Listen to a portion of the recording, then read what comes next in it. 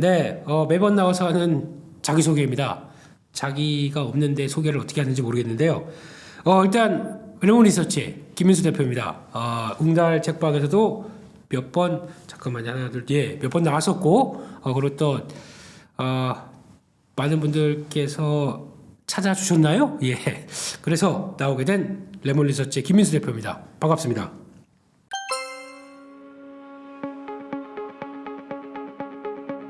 네, 산타 랠리가 진행되는 연말이 이제 며칠 안 남았습니다. 며칠 안 남았고, 그리고 저희도 이거 언제 갈 것 같아? 라고 했던 게 이제 2600석까지 한 번에 훅 들어오다 보니까 시장에 어떤 기대감도 살짝 돌아오고 또 내년에 대한 변화에 대한 흐름들도 맞아가고 하는 시점인 것 같습니다만, 여기서 이제 중요하게 봐야 될 부분들이 지금 저희가 알고 있는 상승의 근거 대부분 다 알고 있습니다. 이제요. 이 알고 있는 상황들을 이제 시장이 먼저 많이 간다라고 하게 되면 알고 있는 상황들이 뒷받침되다 보니까 플러스 알파 뭐라고 의문을 가질 겁니다.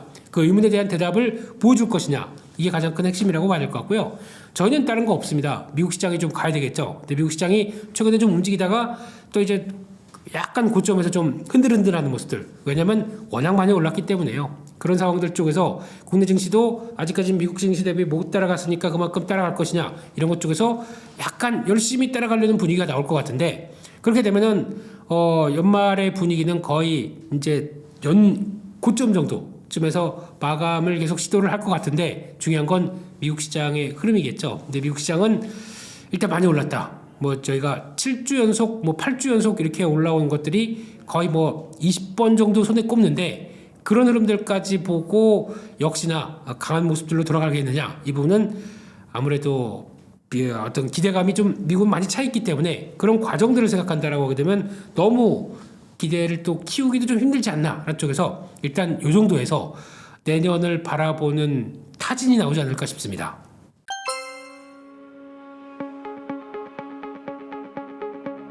그래서 한번 살펴봤습니다. 12월 1일부터 녹화 날짜까지 기준으로 해서 쭉 소팅을 해보니까 가장 많이 산 건 다 아시는 것처럼 삼성전자, 그리고 반도체, SK하이닉스 이쪽이고요. 두 번째는 의외로 자동차입니다.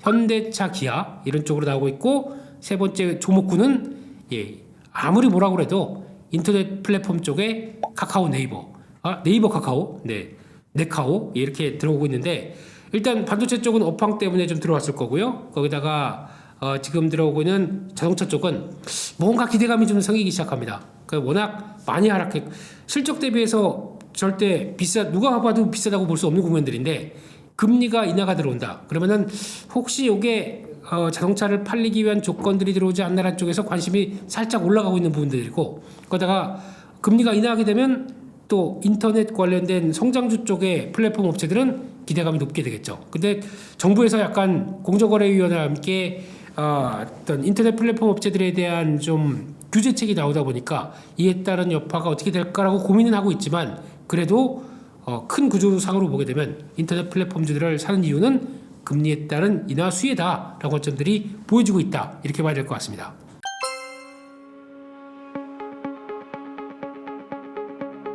이게 어떻게 보면은 좀 양립할 수 없는 분위기죠.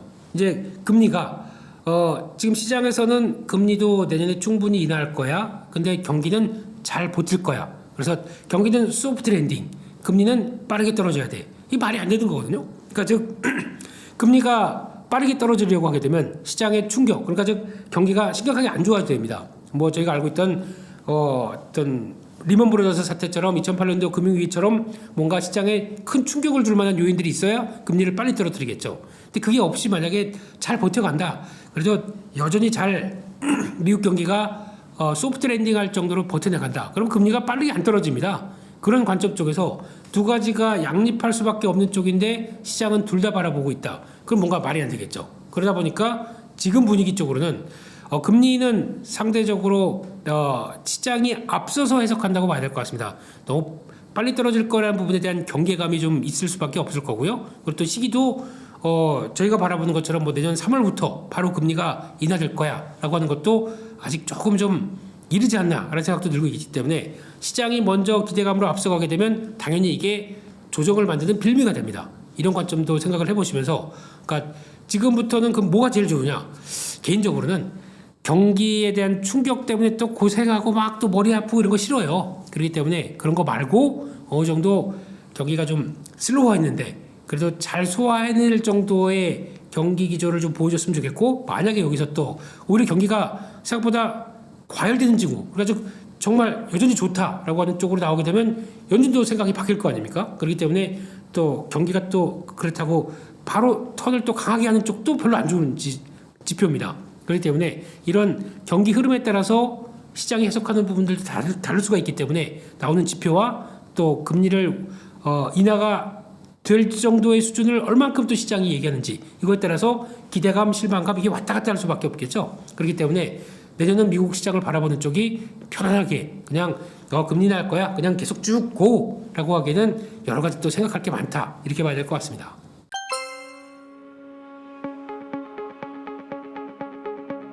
네, 저도 궁금합니다. 네, 궁금하지만 일단 마인드는 그렇게 가져가셔야 될 것 같습니다. 내년도 일단 금리 인하기가 들어오다 보니까 시장이 팍팍팍 그래서 내년 3천 갈 거야, 직전 고점 돌파할 거야 라고 생각을 하지 않으셨으면 좋겠고요.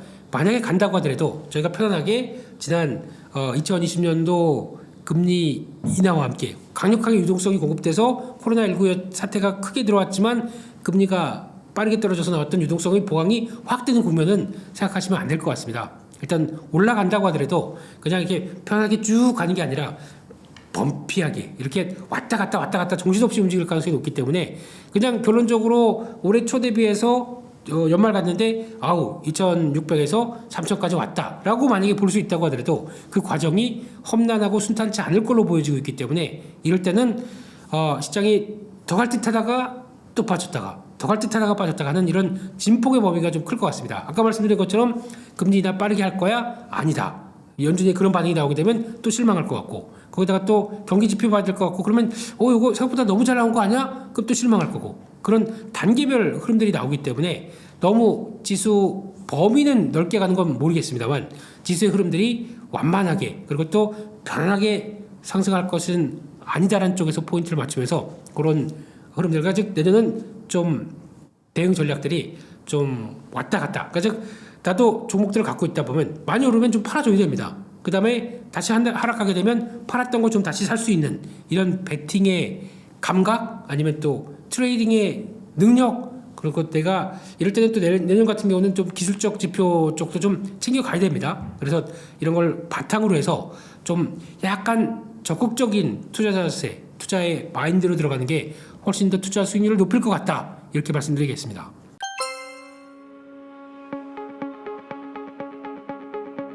네, 요거 썸네일 각이네요. 네, 요거 뽑기 위해서 마지막 질문을 남겨놓으신 게 아닌가 생각은 들고 있는데, 여러 가지 생각이 많이 듭니다. 근데 지금 대장주 시장을 주도한다라고 하게 되면 가장 중요한 거는 시장의 두 축이어야 되겠죠. 그래서 아마 내년도 두 축에 대해서는 큰 변화는 없는 것 같습니다. 반도체, 2차 전지를 축으로 해서 만약에 이게 두 개 흔들리게 되면 대한민국 증시는 지수도 못 갑니다. 그렇기 때문에 둘 다 딱 서 있는 입장 쪽에서 그 안쪽에서 새로운 또 테마들, 또 작은 테마지만 시장을 또 강력하게 만들 변화가 나오지 않을까 생각이 듭니다. 그렇기 때문에 내년에 대한 섹터 흐름들을 찾는다. 아마 말씀드렸던 이 두 큰 축에서 변화를 보고 찾아가시는 게 제일 맞지 않나 생각이 들고 있고요. 그런 쪽에서 조금 작은 세부 섹터는 그때그때 가봐야 되겠지만 핵심적인 거는 그거죠. 반도체는 딱 메모리 사이클이 돌아가기 시작합니다. 그러면서 나오는 여러 가지 또 반도체 투자도 다시 재개가 될 거고, 감산했다가 다시 회복하는 과정 쪽에서 나오는 섹터를 보게 되면 거기에 걸맞는 흐름들은 뭐라고 말씀 못 드리겠습니다. 조금 이따가 세부적인 질문 하실 걸로 알고 있고요. 예, 거기서 답변을 드리도록 하고요.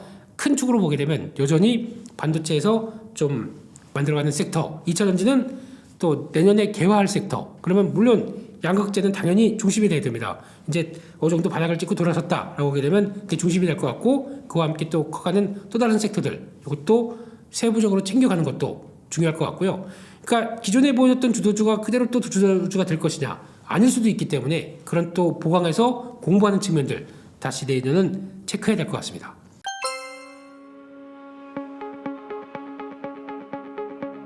네, 2차 전지를 바라보면서 올해 상반기까지는 좋았고 꺾이면서 그때 고점 한번 나왔고 하반기는 재미없고 이런 상황 쪽에서 이제 2차 전지의 변동성은 그거 하나로 설명해야 될 것 같습니다. 즉 저희가 많이 따지는 P와 Q가 있을 때 이게 어떤 식으로 가겠냐. 즉 하반기는 P와 Q가 동시에 하락하는 구간이었습니다. 그러면은 내년 들어가면서는 P와 Q 중에서 뭐가 살아야 되느냐. 제가 보기에는 Q는 여전히 확대가 되는 쪽으로 나온다. 그러면 P는 너무 생각을 많이 안 하셨으면 좋겠습니다. 그렇다는 얘기는 Q가 빠르게 하락해서 이 전기차 재고가 빨리 들어갔다. 메이커들이 전기차 생산 안 한다. 프로젝트 지연시켰다라고 하더라도 이게 일시적이라고 생각합니다. 여전히 북미 중심으로 앞으로 전기차에 대한 속도는 낼 수 있겠다라고 하게 되면 이 Q에 대한 흐름들이 위축됐던 부분들이 다시 살아나는 거 확인하면서 여러 가지 변화가 나와야 될 것 같고요. 그러면 이 첫 번째 Q의 확대가 어떻게 될 것이냐 라는 쪽으로 봤을 때 Q는 저희가 알고 있는 것처럼 전기차가 성장하는 부분들이 회복되는 거. 단적으로 북미 쪽에서는 올해까지는 IRA 법안을 통해서 보조금을 지급하는 게 산 다음에 차후에 지급을 했습니다. 내년은 사면서 동시에 지급합니다. 그러면 차값이 싸 보이는 결과가 나오겠죠. 그러면 차 가격 많이 내려왔네? 라는 생각이 들다 보니까 Q가 늘어날 수가 있겠죠. 이게 반영이 나오기 시작하면서 변화가 나온다. 그러면은 저희가 알고 있는 2차 전지의 두 축 P와 Q 중에서 Q는 여전히 위축됐다가 다시 돌아가는 걸로 나올 겁니다. 그러면 그렇게 되는 게 반영이 될 텐데 여기서 도와줄 게 P가 이제 바닥을 찍고 돌아가느냐 이게 문제겠죠. 근데 P가 바닥을 찍는 조건들은 일단 많이 빠지게 되면 돌아갑니다. 근데 그게 자연스러운 모습들과 함께 수요가 회복되면서 돌아가는 과정이 나온다 그러면 더할 나위 없이 좋겠죠. 근데 P를 구성하는 항목 중에서 리튬도 있을 거고 여러 가지 NCM 계열 쪽에 있을 텐데 대부분이 메탈입니다. 메탈이라는 얘기는 쉽게 말씀드리면 원자재라고 봐야 되겠죠. 원자재인데 미국의 달러가 약세로 가기 시작하게 되면 유동성 공급과 함께 또 원자재는 강세로 가는 경향들이 있습니다. 이것까지 반영이 돼서 조금만 수요가 그렇게 생각보다 심각하게 나쁘지 않다라는 것만 반영되게 되면 또 가격이 움직이기 시작하겠죠. 그러면 내년에 어느 초반 이후에 나오는 변화들은 Q가 회복하는 거 확인됐고 P는 왔다 갔다 하더라도 저점에서 돌아가기 시작한다. P와 Q가 다 좋아지는 구간이 나온다. 그러면 실적은 어떻게 되겠습니까? 이런 것까지 생각한다라고 하게 되면 두 가지를 보면서 물론 이거에 따라서 변동성이 클 수는 있습니다. 그리고 또 이를 대변하는 지난번에 제가 나와서 말씀드린 게 리튬 가격과 앨범알의 주가를 말씀드렸었죠. 미국의 주식이요. 근데 이게 어느 정도 최근에 바닥을 찍고 돌아가다가 다시 추세를 확인하려고 약간 눌려 있는 상태. 여기서 확인해야 되겠죠. 이거는 피해 국면입니다. 근데 말씀드렸던 Q가 회복되는 또 다른 미국 쪽에서의 흐름들의 변화. 특히 금리가 인하됩니다. 자동차 리스 할부 금리가 떨어집니다. 차 사야겠네. 이런 쪽으로 나오게 되면 또 하나의 Q의 확대 요건이 나올 수 있겠죠. 그래서 지금은 Q의 확대 요인들을 다시 한번 점검해보고 보시는 게 좋지 않나 생각되고 있습니다.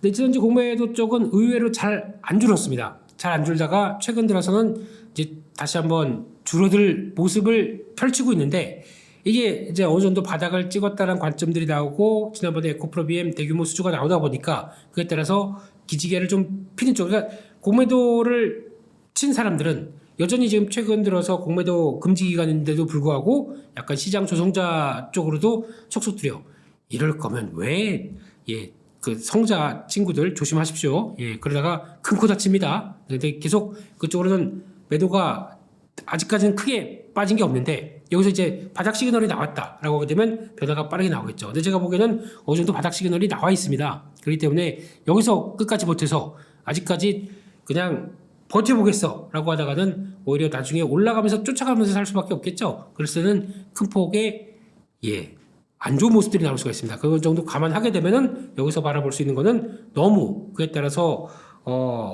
공매도가 지금 꽉 차 있다고 해서 그걸 너무 걱정하실 필요 없을 것 같습니다. 만약에 의미 있는 시그널이 나오고 거기서 매수가 자극된다. 그러면 이들은 지금보다는 비싸게 청산할 수밖에 없습니다. 그럼 비싸게 매수하는 겁니다. 그런 과정들이 나올 개연성이 높기 때문에 너무 지금 쪽에서 공매도 이거 계속 청산 안 되고 이렇게 버티고 있네. 이거 때려주고 싶어 라고 하신다고 하더라도 그게 중요한 게 아니라 이들 잘못하게 되면 비싸게 삽니다. 비싸게 사줄 겁니다. 그렇게 될 흐름들을 좀 체크하는 게 중요하다고 봐야 되겠죠.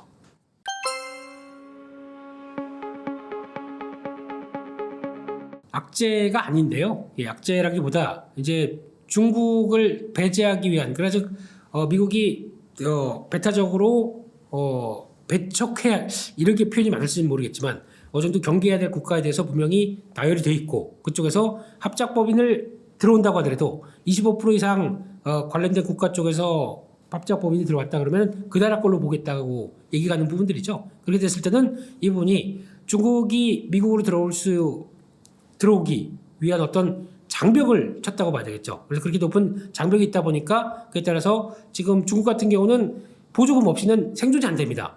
거의 뭐 살기 힘든, 어떤 생존하기 힘든 쪽까지 과잉 투자가 들어간 부분들 많거든요. 그러다 보니까 LFB를 중심으로 여기저기 가려고 무지 노력은 하겠지만, 특히 우에서 미국까지 진출하려고 무지 노력을 하겠지만, 그렇게 이런 법안이나 세부적인 내용들, 특히 앞으로 펼쳐질 어떤 중국에 대한 어떤 열린 마음으로 받아들일지 않을 것이라는 흐름들이 높기 때문에, 이에 따라서 어떻게 보면은 국내 업체 쪽에서는 피해가 아니라 수혜일 측면들이 높겠죠. 그래서 뭐 관련돼서 뭐 이런 것 저런 것, 뭐 특히 조인트 벤처나 아니면은 또 중국에서 들어오는 광물의 의존도가 높다라고 하다 보니까 거기서 여러 가지 부담감이 있고 뭐 피해일 것이다라고 하는데, 아마 이거는 서서히 만들어갈 걸로 보여집니다. 그만큼 중국에 대한 손절이 더 빨라질 거고, 그를 통해서 다른 쪽의 대체안들, 그리고 또 공급망에 대한 재편들도 많이 나올 걸로 보여지고 있기 때문에, 이게 서서히 되어가는 과정 쪽에서 정화되면서, 그 다음에는 당장은 지금 피해 쪽으로 볼지 모르겠지만 방법들을 찾아가기 시작해서 뭐 대체적으로 리튬이라고 하더라도 오히려 그 호주나 아니면 또 칠레나 이런 쪽으로 더 여러 가지 라인들을 더 만들어낼 것 같고요. 거기다 또 배터리 재활용, 리사이클 쪽도 빨라지겠죠. 그러니까 배터리가 다시 재활용이 될 수 있을 만한 또 충분한 환경들을 만들어 간다라고 하게 되면 이에 따른 투자도 늘릴 거고요. 이런 걸 봤을 때는 너무 이쪽이 부담, 지금 당장에 대한 생각만 하게 되면 악재일지 모르겠는데 차후에는 호재일 가능성이 더 높다, 이렇게 바라보고 있습니다.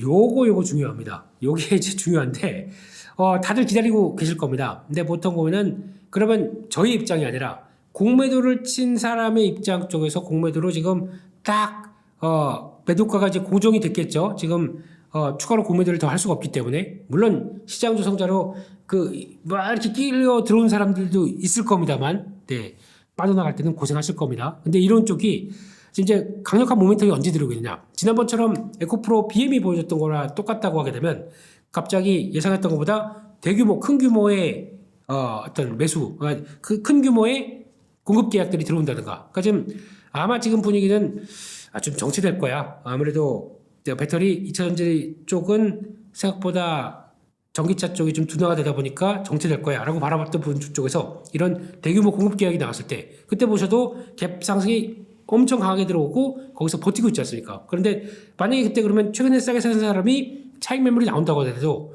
공매도를 했던 쪽은 이렇게 대규모 공급 계약이 나올 줄 몰랐어, 청산을 해야 되는데 그걸 받아가는 과정이 나오죠. 그러다 보니까 주가는 어느 정도 고점에서 강하게 올랐다고 하더라도 버티기 시작하는 거죠. 그런 현상처럼 이런 식으로 첫 번째는 강력한 또 수주 모멘텀이 나왔다. 이거는 뭐 더할 나위 없이 가장 큰 호재라고 봐야 되겠죠. 그렇기 때문에 공매도를 청산할 수밖에 없는 요인들로 나올 텐데, 그 다음에는 그러면 또 추가로 공매도가 청산이 안 나오는 이유가 뭐냐라고 봤을 때는, 그들 입장으로 봤을 때는 이거 업황 아직도 아닌 것 같은데라고 좀 약간 회의적으로 보는 거죠. 이럴 때 아까 말씀드렸던 것처럼 미국의 전기차의 판매 회복이 강하게 나오는 시그널이나 아니면은 말씀드렸던 피해 회복이 강하게 나오거나 이런 식으로 나왔을 때는 안 되겠다, 바닥은 찍은 것 같아, 그들도 그렇게 생각을 하기 시작하게 되면, 일단 지금 내가 공매도를 100주를 갖고 있었다라고 되면 지금 뭐 바닥은 된 것 같은데 공매도 금지가 돼 있다 보니까 좀 청산한 게 만약에 20, 30주를 청산했다 그러면 본격적으로는 이런 바닥에 대한 시그널들이 나왔다라고 했었을 때는 더 강하게 청산을 하려고 시작하겠죠. 도저히 안 되겠네, 그냥 여기서 일단 정리하고 보자. 왜냐면 자기 공매도 단가가 이 위에 있는데 그것까지 갑자기 치고 올라올 모습들이 나오기 시작합니다. 그러면 안 되겠죠. 그러다 보니까 그런 쪽에서는 공매도가 청산이 나올 수밖에 없다, 그런 쪽도 바라보시면서 말씀드렸던 몇 가지 요인들 체크하셨으면 좋겠습니다.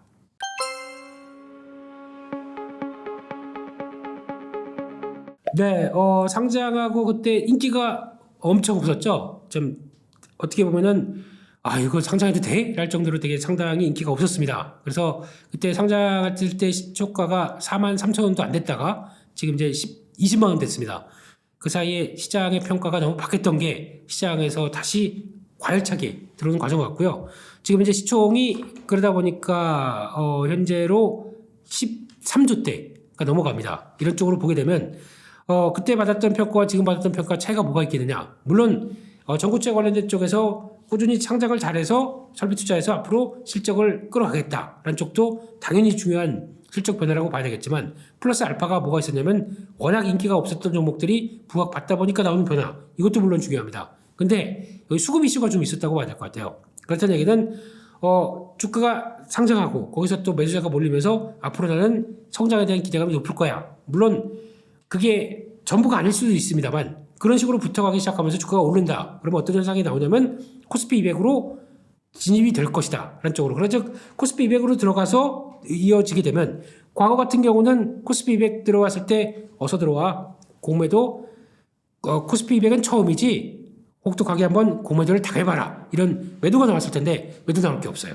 그러다 보니까 공매도 들어오는 게 없고 거기다가 진입되다 보니까 좀 가볍게 움직였었죠. 그리고 거기다가 잠깐만 이 정도까지 들어오다 보니까 그 다음에 연기금이 제대로 매수가 대응이 못 됐던 부분이 있다 보니까 거기서 들어오는 패시브, 즉 지수를 따라가기 위해서 추종할 수밖에 없는 자금들이 유입되기 시작하면서 어느 정도 같이 올라오는 게 하나의 모습이고 외국인도 마찬가지입니다. 어쩔 수 없이 사야 될 수밖에 없는 물량들이 있겠죠. 그게 같이 가세가 돼서 하는 게 올라왔습니다.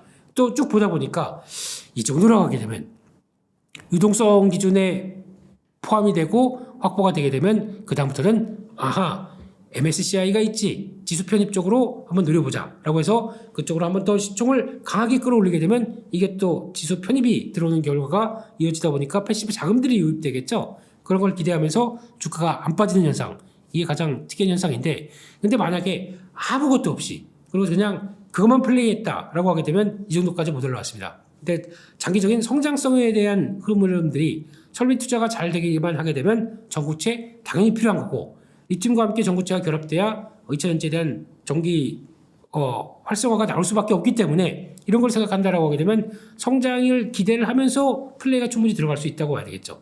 혹자 같은 경우는 이 정도 되게 되면 한 2년 뒤에 보여줄 실적 가지고 봤을 때도 뭐 PR 100배, 150배 이렇게 얘기하면서 고평가됐다라고 하지만 그걸 가지고 고평가되면은 난 못 사는 거죠. 못 사지만 그리고 비싸다라고 얘기할 게 아니라 시장이 왜 이렇게 변하고 거기서 종목들의 플레이가 들어온지를 이해를 하고 거기에 따른 변화가 만약에 기회가 되면 나도 한번 해볼까라고 생각하셔야지 그냥 방치하고 저 무조건 비싸 나 안 해. 물론 그것도 좋은 전략이긴 합니다. 하지만 그게 중요한 게 아니라 오히려 시장의 흐름을 이해하는 게 더 중요하겠죠. 그렇게 보셨으면 좋겠습니다.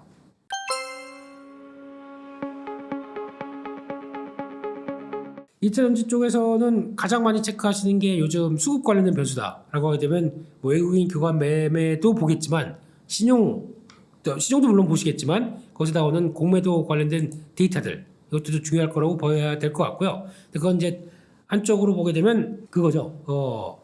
어떤 수급적인 변수겠죠. 근데 그것도 단기적으로 영향을 끼치겠지만 더 중요한 거는 제가 보기에는 아까 말씀드렸던 처음으로 들어갔을 때 Q가 가장 여전히 회복되면서 나올 수 있는 변화들에 대해서 체크를 하시는 게 가장 좋다고 생각합니다. 그렇다는 얘기는 일단 Q가 회복되기 위한 조건, 말씀드렸던 것처럼 금리죠. 두 번째는 IRA 법안에 대한 조건들, 북미를 대상으로 나오는 부분들, 그리고 또 중국이 그렇게 과잉 투자가 되어 있는데 미국을 넘어가려고 그렇게 애를 쓰고 있는데 거기서 나와서 중국도 이제 들어온다라고 하는 그런 트리거들 나올 수 있는지 이걸 봐야 되는데 그거는 일단 아직까지 가능성이 없다고 봐야 될 것 같고요. 민주당조차도 지금 딱 막아놓은 상황이기 때문에 그런 쪽을 보게 되면 지금은 어떤 큰 그림을 그려가셨으면 좋겠습니다. 산업과 관련된 쪽에서 전기차가 생각보다 덜 팔리느냐 더 팔리느냐라는 쪽에 대한 Q의 변화를 가장 먼저 생각하시고 그 다음에 P를 보는 게 맞겠다라고 하게 되면 공시 쪽보다도 아까 앞서 말씀드렸던 또 이런 상황 쪽에서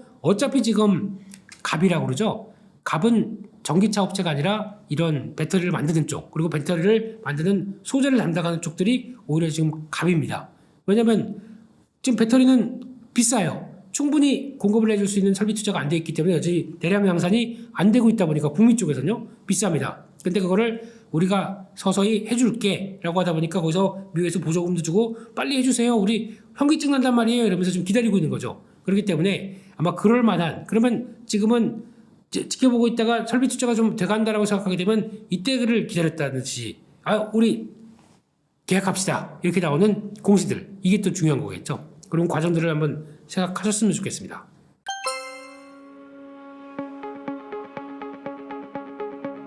네, 이어질 겁니다. 이어진다고 보고 있고요. 근데 거기서 이제 중요한 거는 수주를 받기 위한 과정이 더 중요하겠죠. 근데 나 수주 받고 싶은데 나한테 누가 한 뭐 50조, 100조짜리 해주세요, 이게 중요한 게 아니라 50조, 100조짜리 앞으로도 더 큰 게 나올 수 있을 만한 배경이 더 중요한 거죠. 그만큼 전기차는 저희가 생각했던 지금 단기적인 관점 쪽에서 위축되는 것보다는 훨씬 더 여전히 꾸준히 성장한다는 게 첫 번째. 두 번째는 수주를 받는다는 얘기는 그만큼의 능력이 돼야 됩니다. 근데 이 회사 같은 경우는 벌써 저희가 다 아시는 거지만 고금리 아니면 또 금리 환경이 그렇게 또 썩 좋지 못함에도 불구하고 투자는 계속하겠다고 여러 가지 리파이낸싱을 통해서 자금을 끌어다가 설비 투자를 하고 있습니다.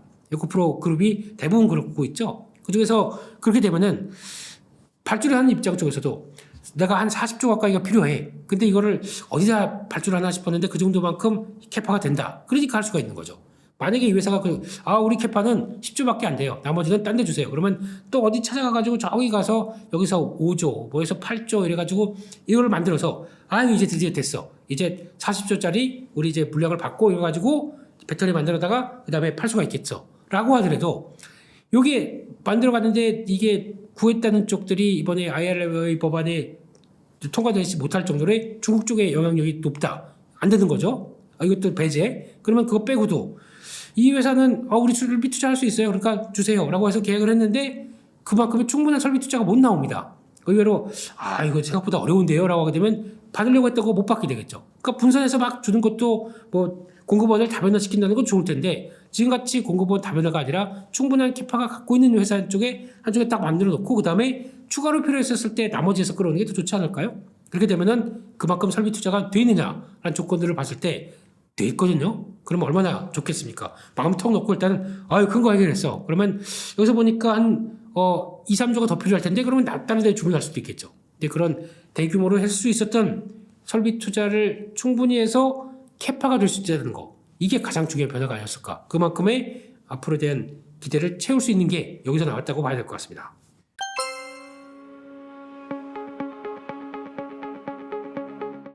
네, 상장하고 이것도 또 청약 열풍이 한번 있었던 종목이죠. 경쟁률도 상당히 그래도 그때 높았었고요. 그리고 상장하고 나서 일단 많이 했던 얘기는 인기가 없었습니다. 예, 상장하고 나서 쭉 보다 보니까 저 회사 저거 가지고 올해 별로 실적은 안 나올 거고 내년 가게도 여전히 적자. 그런데 일단은 좀 강하게 플레이 안 하겠다라는 입장 쪽에서 쭉 추셨었는데, 이쪽도 마찬가지입니다. 저희가 알고 있듯이 이런 거대한 어느 정도 좀 규모가 되는 흐름들이 들어오게 되면 거기서 아까 말씀드린 것처럼 공매도 금지 기간 쪽에서 주가가 올라온 거에 대해서 부담이 그렇게 크게 없었고, 그러다 보니까 또 마찬가지로 두산로보틱스도 초기에는 그렇게 강력하게 연기금이 좀 어느 정도 상장할 때 같이 들어와서 나 이거 IPO에서 이만큼 하겠어 라고 청약 경쟁률까지 써서 대응을 못했던 쪽입니다. 근데 주가가 어느 정도 올라오다 보니까 두산로보틱스 이것도 우리가 편입하려고 했었던 건데 못했네 라고 하면서 후행적으로 매수하기 시작합니다. 그러다 보니까 거기서 나왔던 변화가 같이 연결되면서 폭발적으로 나왔다고 봐야 되겠죠. 그런 어떤 수급적인 요인들이 큰데, 두산로보틱스를 바라보면서 지금 가장 눈길이 가는 거는 일단 아직까지 코스피 200이 아닙니다. 현재 코스피에 들어가 있습니다. 그러면 코스피 200으로 들어가기 위해서 또 패시브 자금이 들어올 수가 있는 부분들까지 남아있는 거죠. 그것까지 한번 생각을 하셨으면 좋겠고요. 게다가 더 중요한 거는 두산로보틱스가 앞으로 한다는 거는 글로벌 협동 로봇 쪽에서 1위를 하겠다라고 하는데, 그에 따른 성과를 낼 수 있겠느냐.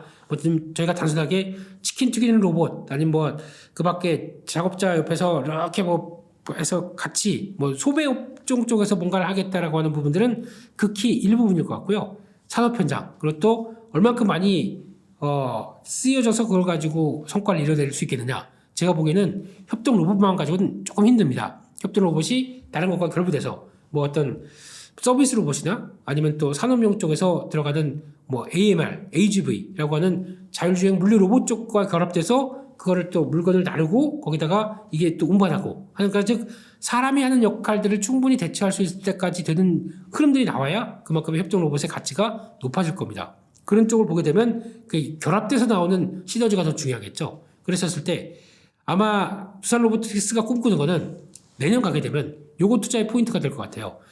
혼자가 아니라 상장 차익이 있다 보니까 그걸 가지고 이 회사는 앞으로 내가 이만큼 성과를 내겠어 하기 위해서는 이런 시너지를 위한 M&A가 좀 나올 것 같아요. 그래서 지분 투자를 한다든가 회사를 산다든가 그런 쪽에서 아직까지 로봇 쪽에서는 종행 합병과 관련된 쪽에서의 M&A가 좀 더 터지지 않을까 개인적으로는 그렇게 바라보고 있습니다. 그래야 그걸 통해서 협동 로봇과 시너지가 겹치는 모 플러스 알파 이런 쪽으로 나가는 게 가장 중요하리라고 보고 있습니다.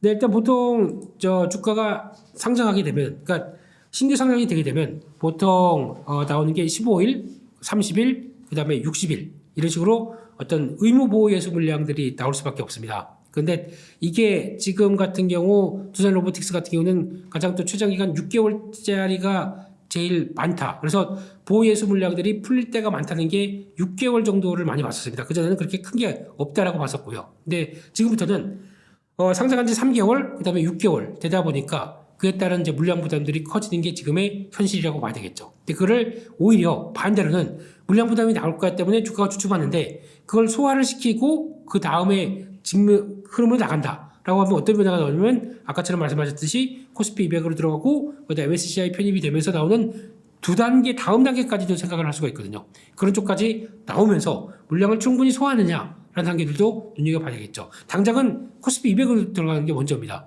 그렇기 때문에 물량이 나온다고 해서 일단은 약간 위축될 가능성은 있습니다. 그것 때문에 지금같이 좀 얼러한 주가 쪽에서는 어느 정도 비중을 줄여놓는 게 좋습니다. 왜냐면 그런 거 출렁임이 나왔을 때 들어간다는 걸 생각하다 보면 그러면 그때 그런들을 보고 대응한다고 하게 되면 약간 다시 흔들렸을 때를 접근하는 게 좋겠죠. 그리고 또 지금같이 가파르게 올라오는 상황 쪽에서 지금 어느 정도 상승 탄력이 붙어있는 입장 쪽에서 그래 나 지금 여기서 2배 났으니까 앞으로 4배 더 라고 하기에는 물량을 다 갖고 있기에는 변동성에 대해서 노출될 수밖에 없습니다. 그렇기 때문에 제가 가장 드리고 싶은 얘기는 최소 지금은 처음에 샀던 거 수익이 다 나 있을 거 아닙니까? 50%에서 30% 정도만 두고 그 다음에 흔들림이 나왔을 때 이런 변동성이 커지는 부분을 대응하자. 이게 제가 드리고 싶은 얘기입니다.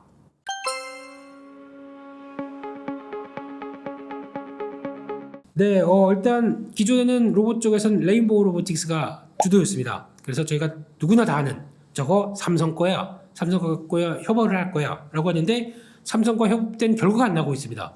결과가 나와야 레인보우 로보틱스가 대장주의 자리를 차지할 수 있겠죠. 그거는 조금 더 수주나 아니면 앞으로의 동향들 체크를 해야 될 것 같고요. 삼성이 과연 로봇을 통해서 어떤 사업을 펼칠 것인가에 대한 구체적인 청사진을 좀 보여줘야 됩니다. 근데 아직까지도 저희가 많이 얘기하는 거 있죠. 풋핏, 웨어러블 로봇 이거 가지고 올해 내내 얘기했습니다. CS20인가부터 보여줬던 것 같은데 그래서 이거 우리 상용할 거다 자신 있다 기다려봐라 기다려 아직까지 안 와있죠. 그러면 이거 자칫 잘못하게 되면 밸류는 상대적으로 높아 있는데 그에 따른 성과가 안 나온다 그러면 실망으로 바뀝니다. 이게 결과가 나와야 되겠죠. 그거 한번 또 체크를 하셔야 될 것 같고 로봇주가 대세가 되긴 될 거로는 보여지지만 가장 중요한 것은 저는 이제는 로봇주에 대해서 이거 우리나라가 인구 소멸 국가 쪽으로 가다 보니까 인력을 대체하는 부분들은 충분히 나올 거라고 생각합니다. 그러다 보니까 지금 기대감으로 움직였습니다. 기대감으로 움직인 거는 자칫 잘못하게 되면 버블로도 바뀔 수가 있습니다. 그렇기 때문에 이 버블이 되지 않는 조건들이 뭐냐라고 보게 되면 구체적인 숫자들이 나오든가 수주가 나오든가 그를 통해서 이렇게 우리 좋아질 겁니다라고 하는 막연한 상상 외에 보여주는 게 더 중요하겠죠. 그거를 기반으로 삼는다고 하게 되면 제가 보기에는 로봇 쪽에서 뭐 여러 가지 또 우리나라에서 부품 관련된 종목도 있고 그를 통해서 앞으로 로봇 산업이 커지게 되면 뭘 할 거야 라고 하는데 너무 그쪽으로 몰입되지 마시고요. 그쪽도 일단은 수주가 활발하게 들어와야 그 연결되는 게 크지 않습니까? 그리고 또 그에 따른 마진도 생각해야 되기 때문에 제가 보기에는 그거보다는 그래도 좀 보여줬던 회사 LIG 넥스원 같이 방산하고 있는데 거기다 로봇을 같이 겸해서 로봇이 충분히 성과를 낼 수 있겠다라고 바라보는 이런 회사들이 저점에서 충분히 대응하고 끌어가는 게 훨씬 더 좋지 않겠느냐라고 바라보고 있고요. 아까 잠깐 말씀드렸던 협동 로봇이 크는데 협동 로봇과 시너지가 나올 수 있는 그런 자율주행 물리 로봇 쪽, 그게 AMR, AHV 이 관련된 종목들이 오히려 2차전지의 북미 쪽에서도 그렇고 지금 스마트 팩토리화 됐기 때문에 사람을 최대한 줄이려고 합니다. 인건비가 올라가는 것보다 지금 부담이 돼서 조금이나 더 로봇 쪽에 투자를 하게 되면 나중에는 자연스럽게 로봇이 그렇다고 파업하겠습니까? 우리 전기 많이 먹으니까 더 올려줘, 이거 못하지 않습니까? 그렇기 때문에 이런 쪽들이 나가기 시작하게 되면 오히려 더 될 수 있겠다는 쪽에서 그런 AMR 관련된 종목들, 뭐 지금 뭐 T로보틱스 지금 12 물량 때문에 좀 고생하고 있는데 이런 거에 대한 추이 보시면서 뭐 V1텍 이런 것들도 같이 한번 보시면서 흐름을 만들어가는 게 더 어떤 데이터를 보고 대응할 수 있는 종목들이 아닌가 이렇게 생각이 들고 있습니다.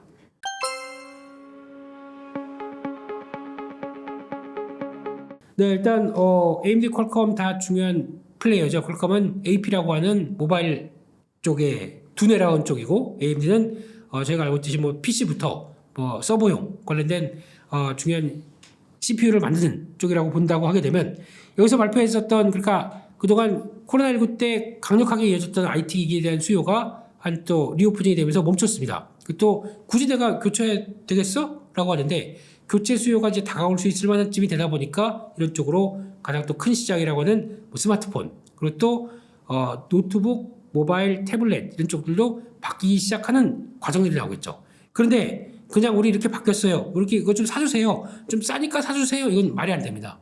뭔가 은근하게 그거 말고 이렇게 바뀌었는데 이거 지금 사보지 않으시겠습니까? 라고 나가는 게 훨씬 더 좋겠죠. 그럼 뭔가 변해 있어야 됩니다. 그게 첫 번째가 OLED로 바뀌는 OLED로 바뀌었을 때 가장 핵심은 저전력입니다. 뭐 화사하게 LCD와 OLED 보고 뭐가 더 좋아? OLED가 훨씬 낫네. 저희가 눈으로 그렇게 구분한 것보다 전력들이 더 많이 저감됩니다. 그러다 보니까 한번 충전하게 되면 뭐 이제 2, 3일은 그냥 넉넉히 간다. 그럼 당연히 OLED에 대한 수요가 높아질 수 있는 IT 기계라고 봐야 되겠죠. 게다가 또 두 번째는 새로운 게 들어오기 시작합니다. 저희가 알고 있는 뭐 XR, 또 스마트 글래스 이런 쪽에 변화가 나오기 시작하면서 이게 또 다른 수요를 차지한다. 이것도 또 바라봐야 될 부분이라고 봐야 될 것 같고요. 거기다 마지막으로 또 온 디바이스 AI하고죠.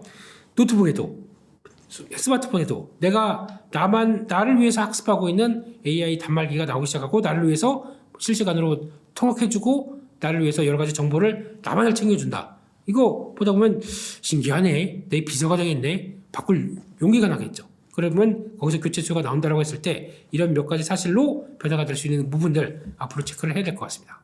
온디바이스 AI에 대해서 약간 좀 시장이 오해하는 거는 이게 뭐 엄청난 큰 걸로 인해서 바뀔 거야 라고 보는 것보다 핵심은 그거죠.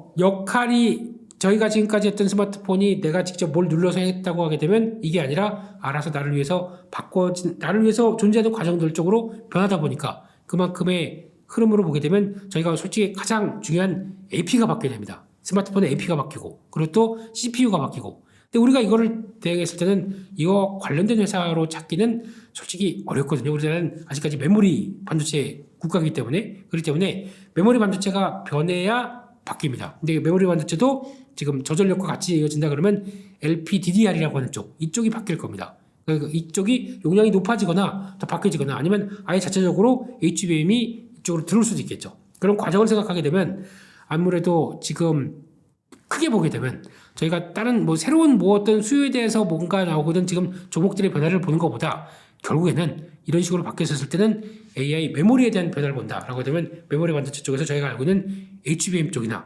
이쪽들이 가장 큰 수혜를 포함해서 움직일 것 같고 거기다가 나오는 메모리 반도체에 대한 성격의 변화가 되는 거 이게 핵심이라고 봐야 될 것 같습니다. 그렇기 때문에 저희가 지금 잘하는 거 그대로 잘 갈 거야 라고 바라보는 거지 굳이 찾아서 지금 언급되는 종목들 가지고 움직임이 나온다라고 보기에는 저는 너무 아직까지 또 초기고요. 또 어떤 식으로 바뀔지 모르고 그러다 보니까 너무 그걸 갖다 끌어온 것보다 지금 여러분들이 보고 계신 반도체 종목들이 맞습니다. 거기가 핵심이라고 생각됩니다.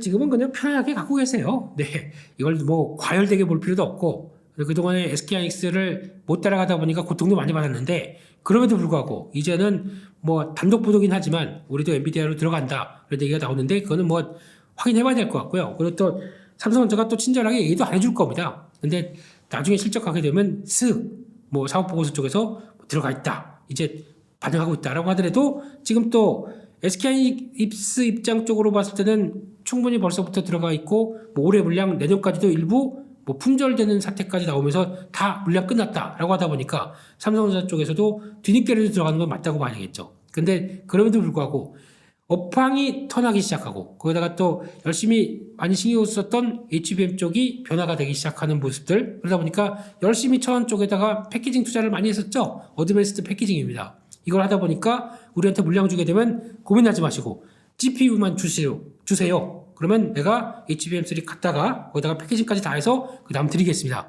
얼마나 좋습니까? 이거에 대한 아이디어가 속도가 나느냐가 제일 중요하겠죠. 속도가 나게 되면 그 다음부터는 삼성전자에 대한 좀 흐름이 바뀔 수가 있을 것 같고, 그만큼 시장이 커지다 보니까 삼성전자도 할 일이 많아지는 이런 과정들이라고 봐야 되겠죠. 그렇게 보셨으면 좋겠고, 게다가 또 중요한 거는 파운드리 쪽인데 열심히 노력할 겁니다. 이 파운드리가 만약에 의미 있는 성과가 나와서 TSMC와의 격차를 줄이기는 좀 힘듭니다. 여전히 아직까지 힘든데 그런 단서 부분만 나온다고 해서 열심히 쫓아가는 부분들이 의미 있게 지금 시장 점유율이 12%인데 거기서 15%, 20% 정도까지 의미 있는 레벨들만 나온다고 하더라도 삼성전자는 지금 파운드리 관련된 쪽의 밸류를 전혀 못 받고 있는 상황이기 때문에 실망만 했어요. 지금까지는요. 실망이 희망으로 바뀌는 쪽으로 나온다. 그러면 레벨업이 되겠죠. 그런데 그거는 또 나오는 동향들을 봐야 되기 때문에 늦었지만 그래도 이제 막 올라온 주가 그냥 지켜가 보시죠. 네.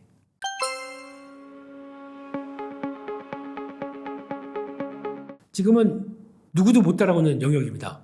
독보적입니다. 그게 엔비디아와 딱 갖춰진 관계를 보게 되면 지금은 삼성도 아니고 마이크론 테크놀로지도 아니고 딱 거의 주도를 하고 있는 입장이라고 봐야 되겠죠. 그거를 아성을 무너뜨리기 위해서, 그러니까 엔비디아가 아니고 AMD나 또 이제 대만의 미디어텍이나 인텔이나 이런 식으로 나도 AI 반도체 만들 수 있어요라고 나온 쪽에서 그러면 그쪽을 삼성전자가 이제 공략하는 흐름에 따라서 바뀔 거고, 그 회사들이 얼만큼 엔비디아의 높은 80% 거의 90%에 육박하는 점유율을 끌어내리고 이게 올라가느냐에 따라서 삼성전자의 역할이 바뀌어질 수가 있겠죠.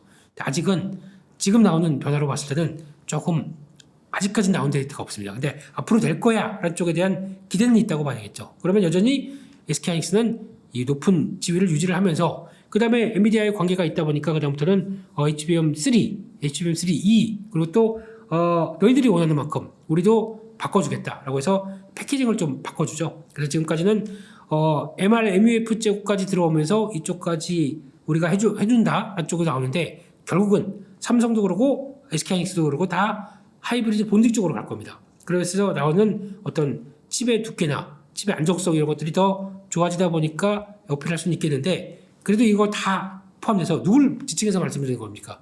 지금 성과가 좋은 독보적인 위치에 있는 SK하이닉스가 주축이 돼서 돌아간다고는 이견이 없는 것 같습니다. 그래서 많이 오르다 보니까 이때쯤이면 이제 많이 비싸니까 팔아야 될 거 아니야? 아직까지 적자인데 2020년도 주가 15만 원대까지 먼저 왔어. 다 온 것 같은데? 라고 얘기를 하시는데 아직 AI에 대한 폭발적인 성장까지 반영되면서 HBM이 크는 것까지 생각하게 되면 의외로 생각보다 이번 메모리 반도체 사이클은 더 크고 거기다가 HBM이 가세됐기 때문에 폭도 높을 수 있습니다. 그렇다는 얘기는 이익의 질도 이게 양적인 규모도 커질 수 있다고 봐야겠죠. 여전히 꺾을 때는 아니라고 생각됩니다.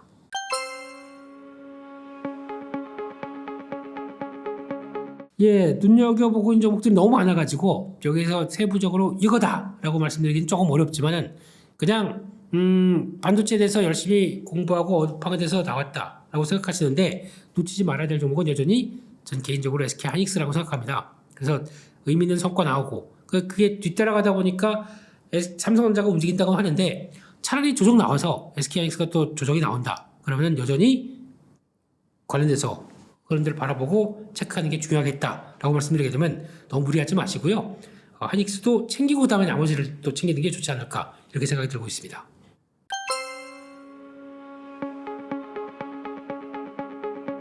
네, 서두에 말씀드렸습니다. 대한민국 증시는 어렵습니다. 그만큼 대한민국 증시가 자본주의 사회의 끝판왕이라고 하는 주식에 대해서 어떤 약간 좀 도외시하고 거기다 약간 좀 정비 제도 자체가 이렇게 개인 투자자를 위해서 투자가 딱 좋기 위한 환경들이 아닙니다. 그래서 거기다가 대주주들이 횡포를 많이 부렸기 때문에 주식은 그냥 개인들 돈 잘 챙겨다가 우리가 쓸 때만큼 다 쓰고 증자회사가 쭉 빨아먹고 그 다음에 우리 대주주를 위해서 그냥 흥청망청 이런 구조로 알았습니다. 이거에 대한 흐름이기 때문에 아마 이거 상당히 경종을 주고 저희가 계속 노력할 겁니다. 예. 이따위로 하지 마라. 그러면 너희 그대로 대주주가 평생 먹고 살기 그대로 더 줄 것 같느냐 이런 것들도 계속 보여줄 겁니다. 근데 그런 과정 쪽에서 대한민국 증시는 변동도 크고 그에 따라서 여러 가지 이슈도 많습니다. 그런 상황들 쪽에서 저희가 알고 있는 주식은 무조건 장기적인 관점 쪽에서 봐서 붓을 모아갔다가 이렇게 딱 하게 되면은 그때 주식을 크게 누를 거야. 하하하 라고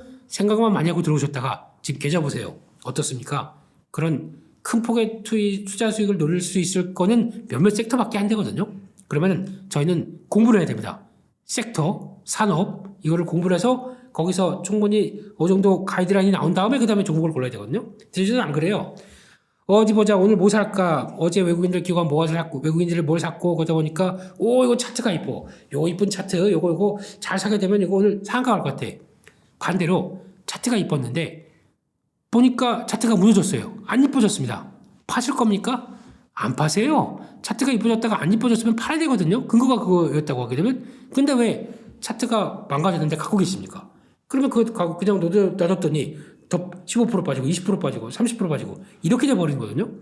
차트가 망가져서 내가 산 이유가 그거였다고 하게 되면 아니면 정리를 하세요. 그게 맞습니다. 근데 이런 과정 쪽에서 말씀드리고 싶은 거는 어떤 차트나 기술적인 거는 그때그때마다 바뀝니다. 근데 업황은 산업은 한번 턴에서 자리를 잡는다. 그러면 충분히 써먹을 게 많아요. 특히 반도체가 턴에서 움직인다. 이번에 보시게 되면 HBM 나왔고 온디바이스 A 나오고 또 그 다음에 뭐 CXL 나오고 게다가 좀 이따 보면 또 PIM 이런 것도 나올 겁니다. 여러 가지 섹터가 다양하게 되면 내가 충분히 공부해 놓게 되면은 여기서 나오는 걸 바로바로 응용해서 남들은 온디바이스가 뭐야 먹는 거야? 라고 하는데 주식으로 연결시킬 수가 있겠죠. 그러다 보니까 훨씬 더 성과가 나올 수 있다. 중요한 거는 섹터 공부 계속하자. 같이 투자! 감사합니다.